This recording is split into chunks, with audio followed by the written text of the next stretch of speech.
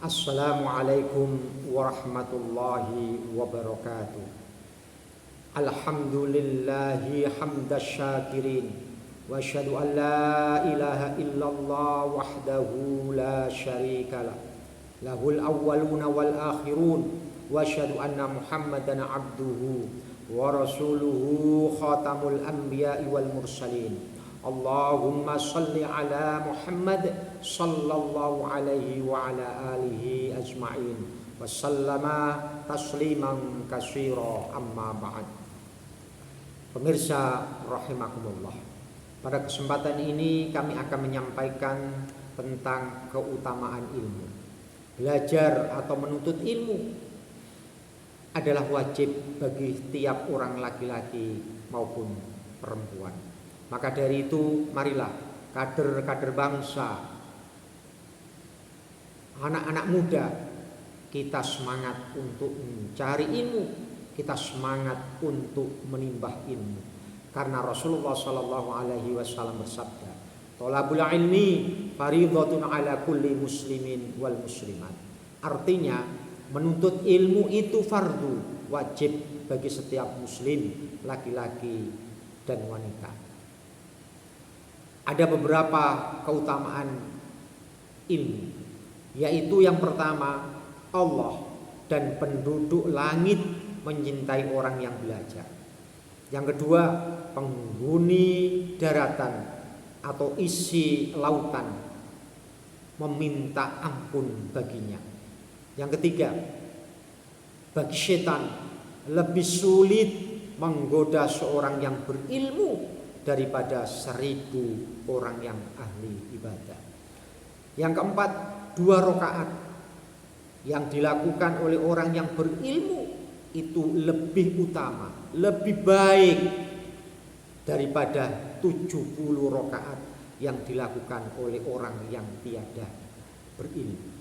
Maka Rasulullah SAW bersabda, "Fadlul alimi 'alal 'abidi ka fadlil qamari lailatal badri ala ma sairil kawakib." Rawahu Abu Darda. Fadlul alimi 'alal ilmi ka fadlil qamar. Keutamaan orang yang berilmu atas orang yang ahli ibadah adalah seperti keutamaan bulan lailatal badri ala sairil kawakib, pada malam purnama atas seluruh bintang. Pemirsa rahimakumullah, Rasulullah sallallahu alaihi wasallam bersabda, "Khayyira Sulaiman alaihi salam bainal mali wal mulki wal ilmi fakhtarul ilma fa'utiyal mulka wal mala li ikhtiyarihi ilm." Rawahu Ibnu Asakir Wad Dailami. Khayyira Sulaiman alaihi salamu bainal mali wal mulki wal ilm. Nabi Sulaiman diberi kesempatan agar memilih antara harta, kerajaan dan ilmu. Fakhtarul ilma fa'utiyal mulka wal mala li ikhtiyarihil ilm. Maka beliau memilih ilmu, lalu beliau diberi kerajaan dan kekayaan karena beliau memilih ilmu. Ketika Nabi Sulaiman alaihissalam ditanya untuk memilih antara harta, kerajaan dan ilmu, maka beliau memilih ilmu. Ketika beliau memilih ilmu, menjadi orang yang pintar, menjadi orang yang cerdas, maka beliau diangkat menjadi seorang raja. Maka ketika beliau menjadi seorang raja, tentu harta kekayaannya berlimpah.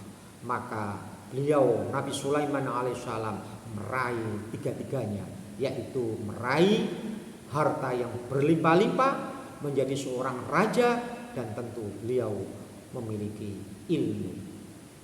Pemirsa rahimakumullah, Rasulullah Shallallahu Alaihi Wasallam bersabda, "Siapa yang mengajar ilmu, maka ia mendapat pahala orang yang mengamalkan ilmu itu dan tidak mengurangi pahala orang yang beramal."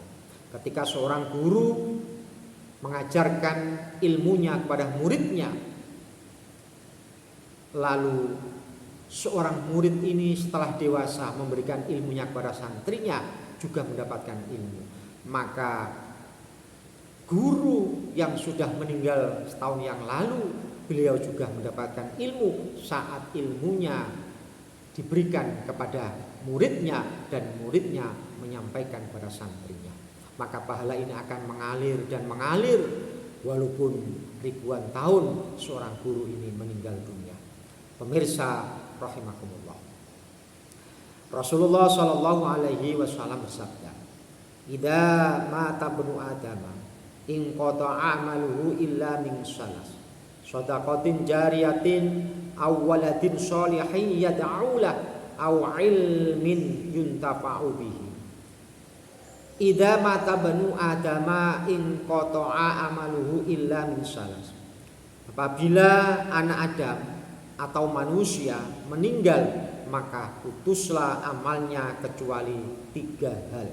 Shadaqatin jariyatin, yaitu sedekah jariyah, awaladin sholihin yad'ulah, dan anak soleh yang mendoakannya, au ilmin yuntafa'u bihi, atau ilmu yang dimanfaatkan.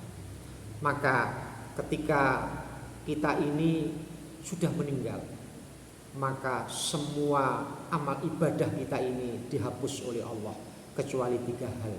Ketika kita ini di dunia, kita sering bersedekah, berbagi kepada orang lain, lalu kita meninggal, maka pahala ini akan mengalir walaupun kita ini sudah meninggal.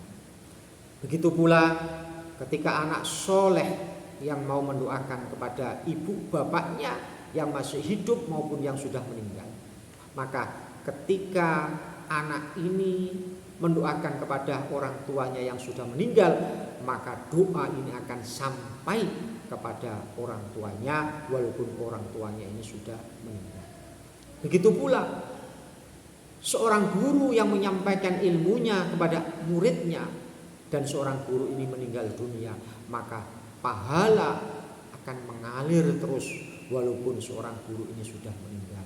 Inilah manfaat fadilah daripada ilmu, manakala ketika kita ini memberikan mencari ilmu sebanyak-banyaknya, dan ketika kita sudah dewasa dan sudah banyak ilmu, kita sampaikan kepada orang lain, dan tentu akan bermanfaat untuk orang lain, bermanfaat untuk kita semua.